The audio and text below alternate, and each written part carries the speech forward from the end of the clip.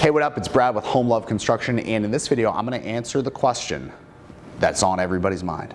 How do you design a custom home? Just kidding, that's probably not on very many people's mind, but if you're looking at building a custom home, you're probably like, how do I determine how to build this thing? It can be a challenge of doing a custom home because you have a blank slate, right? You've got your piece of land, quarter acre, half acre, full acre, 10 acres, however big, and you just have this blank plot of land, and you're like, okay, well, I know where I'm going to put the house. I'm going to put it in this area. And you're like, well, shit, now what do I do? How do I figure out what to make this thing look like, where to put the bedrooms, blah, blah, blah, all that kind of stuff. And so the first thing that I'll tell you is if you're going to do a custom home, here's my recommendation. Don't buy plans online. Have plans drawn for your house specifically. It's only going to cost, let's say for plans online plus the engineering, maybe you're going to pay $8,000 or $9,000. It's only going to cost a couple extra thousand to just have them drawn specifically for your project. And even the plans that you pay good money to buy online and then have to have altered, they're just going to wind up costing you more in alterations anyways, and they're not going to be exactly what you want. So just pay a hair more, like $1,000 or $2,000 and get them drawn to exactly what you want. By the way, we do that. I'll get into that later. But the way that you do this properly, and the simplest way to do it, is you do two things. First, you determine what style of home you like. So do you want a bungalow with a wraparound porch? Do you want a craftsman style house with a wraparound porch? Do you want it to have a metal roof? Do you want a lot of windows? Do you want it to be really modern and have a big wall in the front? Do you want to have a huge 8-foot tall by 4-foot wide front door that's on a pivot? Do you want to just have double doors? Do you want it to be small and not assuming? It's just on a farm and it's just the house you live in. Do you want it to be a massive freaking sprawling mansion? What you have to determine is first, what style of home do you want? That has to be figured out. And then the second thing that you have to figure out, and this just keeps it very simple, is how many bedrooms do you need and how many bathrooms do you need? And then are there any special accessory rooms that you need in the house?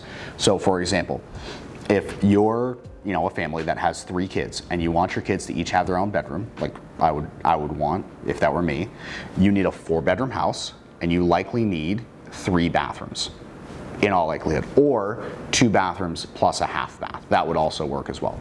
So then you need to determine, okay, do any of those bathrooms need to be shared by bedrooms, like a Jack and Jill bathroom?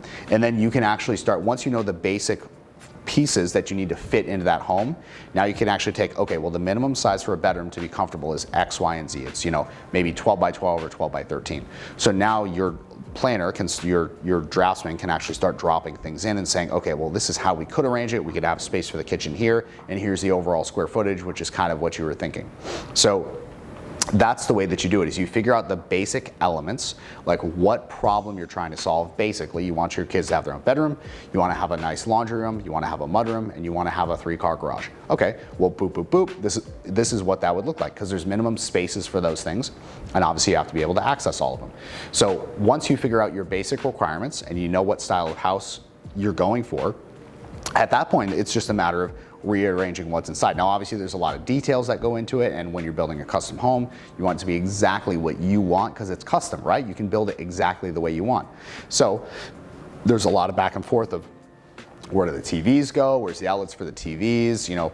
Where do we put the phone lines? Where do we put the internet lines? Where's the pot filler? Do we put a pot filler for the dog bowl? All this little stuff that you can add in, you have to go through and discuss. But once you have the basic structure, then it's just filling in all the little details, which is timely and time consuming, but that's why you hire someone to do it. So if you are looking for someone to do that for you, Home Love Construction does that. So you can go to homelove.construction/design and you can get your custom home design started right now. Literally, it can all be done virtually.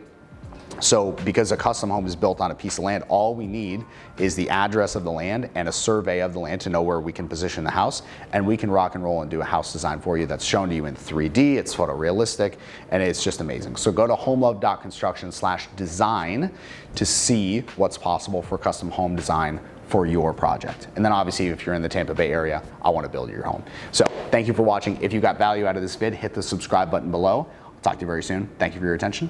Peace.